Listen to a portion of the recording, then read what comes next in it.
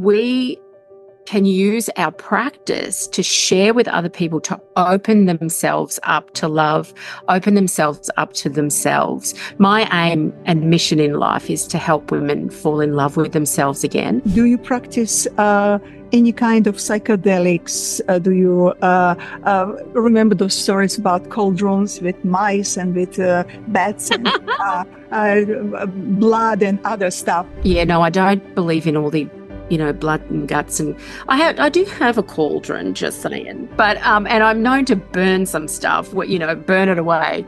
But generally speaking, I think that the magic is within. Witches in the past were healers. They were wise women in the community. They did really good work. In the olden days, what you're saying, you could have been killed, tortured, burned alive. How lucky it is that our society has moved on, and now your special gift is a value that can be appreciated.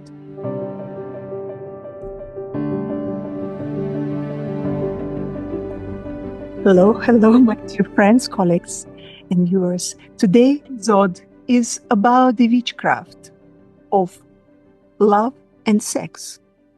And if you don't believe that some people may possess supernatural magic powers, then watch this episode. I'm Lilian Zeltzer, and for over 3 decades, I researched, practiced, and hunted for aphrodisiacs and natural stimulants for better health, longevity, and pleasures.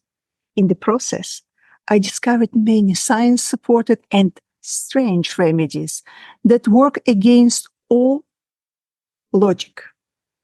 I also was lucky enough to meet some extraordinary people with supernatural senses, which allowed them to help others live their dreams.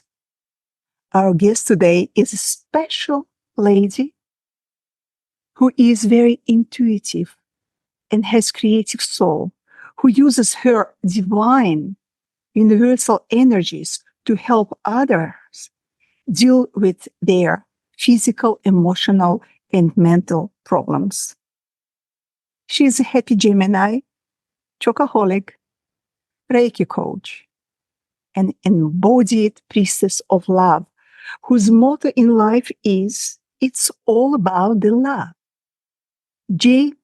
Harvey-Yin, welcome to the show. Thank you so much for having me, Lilian. It's so bizarre when someone introduces you and you think, oh, that person sounds kind of interesting, and then you realize it's you. I think it's kind of fun. Well, you're very humble. You are quite famous. And I share your point of view about life being all about love on every level, emotional, physical, and spiritual. Let's 100%. talk about female divinity. Would you please tell us, are the priestesses of love and how they use their energy in witchcraft? Well, I think that love comes from within and from without. And that female divinity for me is my connection to myself, my connection to spirit, and my connection to goddess.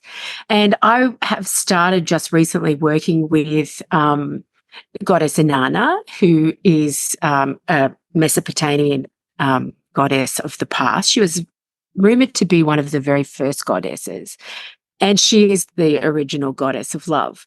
And so I think by understanding her story, we can bring parts of it and lessons from her experience into our own lives. Because at the end of the day, Priestess of Love is just a title. We really need to embody love in order to be love and to be of service. Absolutely, you need to feel it. Yeah. I really love that. The reason I love Inanna the most is that she, her myth and her story, she embraces the polarity of life. And as a Gemini, I have a lot of duality. Some say both, two sides, but no. I embrace duality. And Inanna encourages us to look at the polarity of life. And she's a fierce warrior, but she's also a very passionate lover. So I love the messages that she brings to me through my work and my studies of her.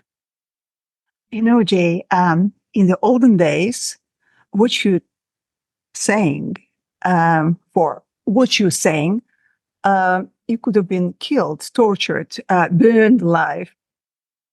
How lucky it is that our society has moved on, and now your special gift is a value that can be appreciated. It's true. Those burning times were really, really awful. And we look back in history. But I do think that some of those wounds still play out today. Like women have a big trouble in being seen, whether it be in the realm of love, whether it be in the realm of the professional world, and a lot of those witch wounds, which some people would call sort of generational trauma, they come up over and over, and I see it with so many people that I work with, that there is a carry on from those burning times in today's society. Because really, the witchcraft is a gift. It's a gift from the It is. gods. How did you discover your power within, and how do you use it to help other people? Well, I think it's funny because I've always been quite magical, but never labeled myself witch until very recently. And when I met a lovely woman called Leela Cosgrove, and she has a company called High Priestess, and I teach for High Priestess. And all of a sudden, my witch world opened up quite dramatically. I am a Reiki healer, so I've always worked with energy. But I think that in probably the last maybe 8 years, I've really begun to own my own power as a woman. And I think through life, we go through stages. And in witchcraft, we consider that the maiden, the mother, and the crone. And I rejected going into the crone because I didn't think she was sexy at all. And I was like, no, I don't want to be an old hag, because most of the time she's portrayed as an old hag. And I was like, no, I'm not, that's not me. And in the last few years, I've really embraced that, and I've reframed it for myself as the wise woman. And we can use our practice to share with other people, to open themselves up to love, open themselves up to themselves. My aim and mission in life is to help women fall in love with themselves again. And though I don't do a whole lot of spellcraft as a witch, I do a lot of ritual as a witch. So I bring ritual into a lot of my practice and share that with women. In fact, tonight I have an equinox circle. We will sit together and meditate and connect with each other. We'll do breath work. It's beautiful. And so that kind of ritualistic practice helps to bring people back to themselves, to their center. So I use it a lot all the way through, but I think witch as a word has a lot of connotation to it, and people kind of a negative connotation because of the burning times. And I think it's time to reclaim witch as all powerful, or, standing in your power. What else is sexier than that? When a woman really knows who she is. Absolutely. Just remember, I Dream of Jeannie or Bewitched. Those movies that bring fun in witchcraft. So Absolutely. Can I say, Jay, that you always had that in you, but something happened in your life that you discovered it, something that you could, that's something that identified your special gift. What was it? I think very early on, I had quite a few spiritual experiences as a teenager, and they were less than loving, shall we say, and they were quite frightening for me. And so I blocked that side of myself, but I'm a very tactile, loving person. And throughout the years in my career in the beauty industry, which is I was in for a very long time, people would say to me, "Oh, your hands are so healing. I love it when you touch me." I have a I tend to touch people, without realizing I'm doing it, which is sometimes not so good, but most people don't mind. And so I kind of connected the dots, and then in my life I had a bit of an identity crisis. I changed my life. I left a 30-year marriage. I left my career in beauty, blah, blah, blah, blah. And I found Reiki as a practice, and that started me in the spirituality journey. And then I realized, hey, wait a minute, this is magical, and connected with a lot of witches. And our goal in High Priestess is to bring witch back, but to go out into the community and help serve women. It's not a selfish fight. The witches in the past were healers. They were wise women in the community. They did really good work. And so we want to bring that element back to the world today. Absolutely, absolutely, and you shall. In your professional opinion, or I should say, in your professional witch's opinion, what is the biggest challenge for people who want to harness the energy of love and to use it to find true love, attract passionate lover, experience flirting, or build solid, long-lasting relationship? I think it's Biggest twofold. challenge, yeah. Yeah, I think it's twofold. Number one, you can't find love and attract love if you don't love who you are. So first of all, it begins with self-love. And that sounds kind of corny. It's very fashionable at the moment to talk about self-love. But the bottom line is a lot of people do the practices, but they don't believe it. So a lot of my work is clearing limiting beliefs and really getting people to fall in love and stay in love with themselves. And what is sexier than someone who stands in their power, someone who effervesces the true essence of themselves rather than who they're pretending to be? And I think to nurture quality connections and true sexual intimacy, you have to know who you are. And for women, and I believe, again, this is connected to the witch wound, they're really scared to say what they want. One of the things that I do in my very first sessions with people is to ask them what they want. And so many women start crying.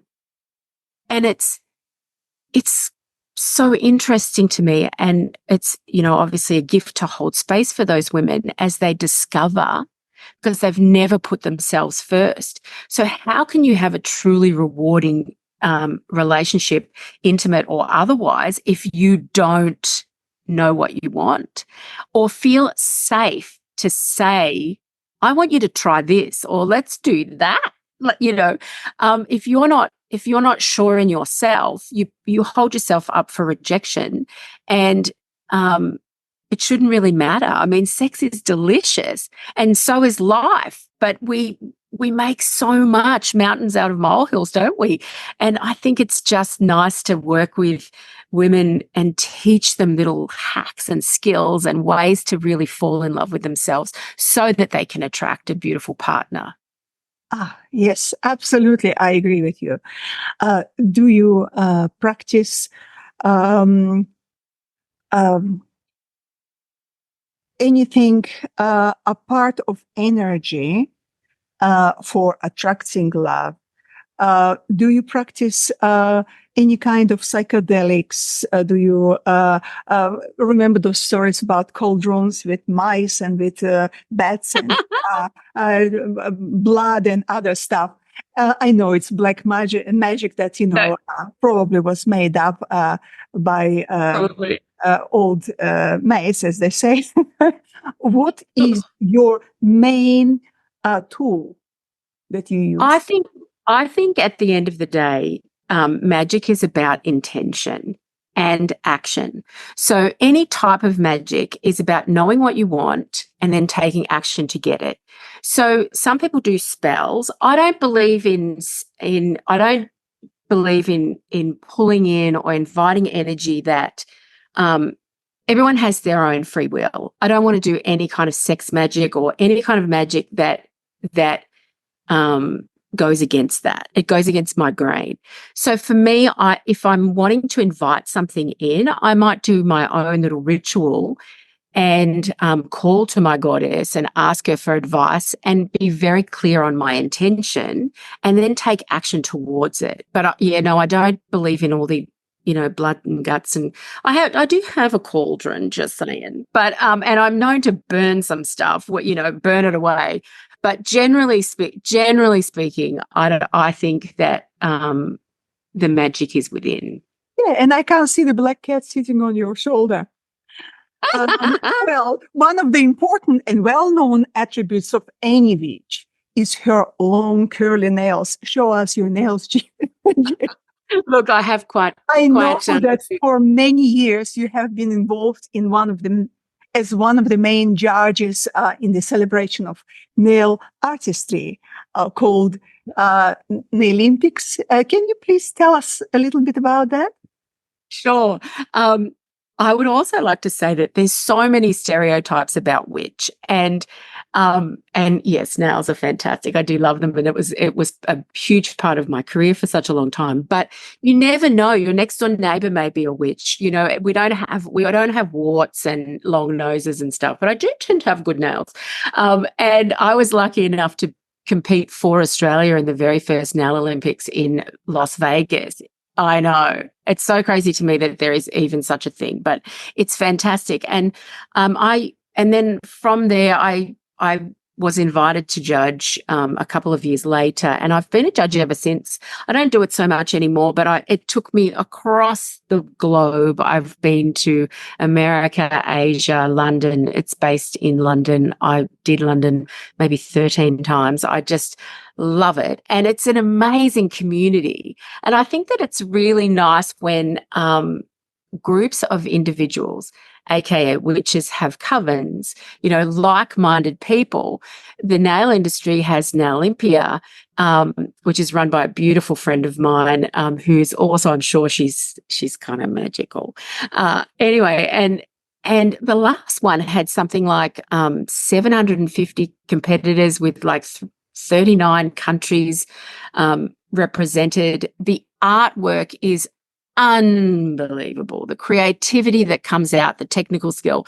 It's such a joy to be part of that. I often see it now and I think, oh, I'm sure if I put my hand up and said, hey, could I just come and be a floor judge? She'd jump on it, but I haven't done it for a few years. But what an amazing life to be able to do something with people that you love and share a similar passion for. Absolutely. But being a judge in that kind of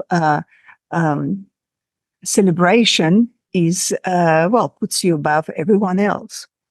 Well, I consider nail art as part of body art altogether. Yes, our decorations, what we wear and so on, but there's body art, the true body art of tattoos, of nails. The way we present ourselves tells the world who we are. Isn't that right? I agree. And I think it's really wonderful when people feel comfortable in themselves to express themselves as they truly are. And that takes practice and some gumption sometimes, not to go with the flow and, but it's a beautiful thing to see somebody express themselves just the way they are. Appearance is part of a witchcraft, I would say. What are two actionable do-it-yourself solutions or tips that you can share or demonstrate to our audience to help them attract love and elevate their sensuality? I loved this question and I was like, oh, what can I say? Oh, goodness me, I don't know. The first one I would say is that in this fast-paced world, we are so often in our heads. We don't connect to our bodies. Even in the bedroom, sometimes we're all in our heads. What do I look like? What's he thinking? All of those kinds of things come up. We have, all our insecurities come out when we're vulnerable in that space. So I would encourage your listeners to listen to their body. She has so much to tell us, and we've got very used to not listening to our bodies, and really tap into that feeling of pleasure from even the mundane, not necessarily the sexual, but just the feeling of joy, playfulness, and pleasure. So I would make that a daily practice, checking in and just noticing rather than reacting straight away. Take a moment, take just a delicious breath and ask yourself where you're feeling something in the body. And that can tell you a lot. It's very powerful. And the other thing is I would create a self-love ritual for yourself that you do on a regular basis to reconnect to self. One exercise I do with my clients is a mirror exercise where they have to stare into their eyes. And sometimes I even start with like 20 seconds where they just have to connect with themselves. And some women find that really, really challenging, and it might take months to work up to 5 minutes. And that's okay. But to really reconnect with yourself, you can do ritual fit. I've got an altar and I'll sit around an altar and burn a candle and journal and call in the goddess, the whole thing. But it doesn't have to be as performative as that. It can be just as simple as accepting and reconnecting with self. And I think that's the biggest advice I'd like to share with everybody. Right. I understand that we all are different. And that's why probably what suits to one person wouldn't suit to another. And that's where you can come into life of someone and help them to actually design certain exercises, rituals, things that would help them to remove those obstacles that in their way to experiencing more pleasure in life, or attracting somebody, or elevating their sexual experiences to the level they never thought existed. Once upon a time, it's about 25 years ago, when I was in Sicily hunting for mandrake roots.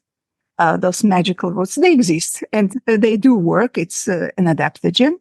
Anyway, yeah. I met Strega, who is a local witch in Sicily.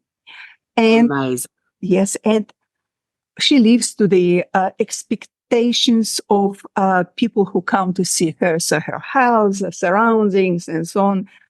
Yes, it was an apartment, but it was inside the apartment. It was the show was full blown on, and it was beautiful.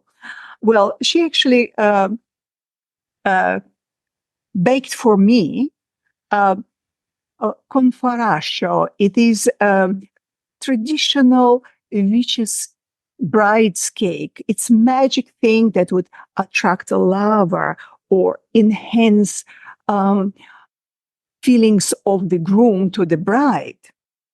The recipe of that cake in a printable version you will find under this video, as well as as well as the Jay's website and contact details. Well, on this note, Jay, with deep regrets, we have limited time. I would like to thank you on behalf of our viewers and myself for your time. Thank you so much. And for sharing your knowledge and for sharing your experiences and giving us some useful tips. Thank you. Thank you for having me. I absolutely loved our conversation. And even though the little gremlins were out there trying to prevent it from happening, I'm so glad it did. Thank you, Lillian. Thank you. If you enjoyed this episode, please subscribe to our YouTube channel so you won't miss any of the new episodes. If you have questions, comments, or suggestions, please put them below the video. I do read them. if you are looking for a good, reliable source of specific ingredients, experts, services, or products, click on the resources link under this video.